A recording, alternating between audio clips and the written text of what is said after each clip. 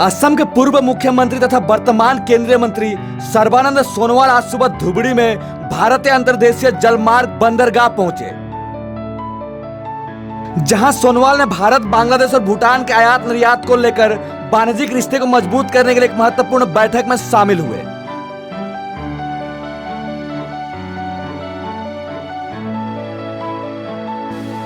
इसके बाद सोनोवाल गौरीपुर के नामघर पहुंचे, जहां उन्होंने एक नवनिर्मित सांस्कृतिक केंद्र का उद्घाटन किया।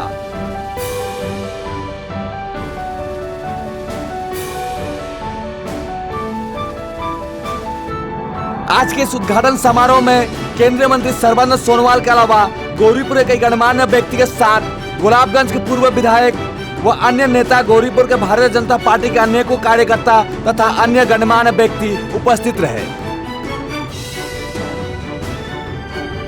अंचल के लोगों की समस्याओं को सुनने के साथ ही नामघर के लोगों के साथ अपनी मत विनिमय करने के बाद सर्बानंद सोनोवाल अपने दूसरे कार्यक्रम के लिए रवाना हुए।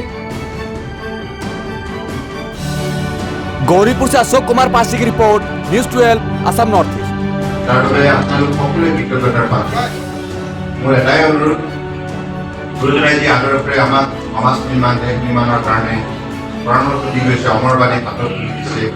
সেই আমাৰ বাণীক প্ৰয়োজিত কৰি আমাৰ জীৱন যাত্ৰা যাতে আমি সকলোৱে সফল কৰি তুলিব পাৰোঁ।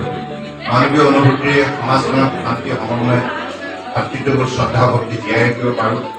আৰু সেই দৃষ্টিভংগীৰে এখন শক্তিশালী সমাজ, যিখন সমাজে সদায় আধ্যাত্মিক, সাংস্কৃতিক পোহৰ দিব আৰু যি পোহৰৰ গৰাকী হৈ মানুহে জীৱন ধন্য হ'ব।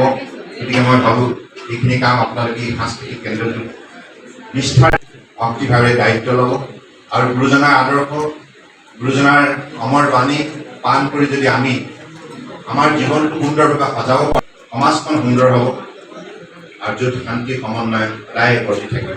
গতিকে আজি সভাখনত মই সকলোৰে প্ৰতি পুনৰ শ্ৰদ্ধা জ্ঞাপন কৰিছোঁ। গুৰুজনাৰ প্ৰতি কোটি কোটি প্ৰণিপাত যাচি সকলোৱে সেৱা ৰাখিব বিচাৰিছোঁ। নমস্কাৰ। न्यूज़ 12 पे खबरों के साथ बने रहने के लिए हमारे YouTube चैनल को सब्सक्राइब कीजिए, साथ ही बेल आइकन को दबाइए।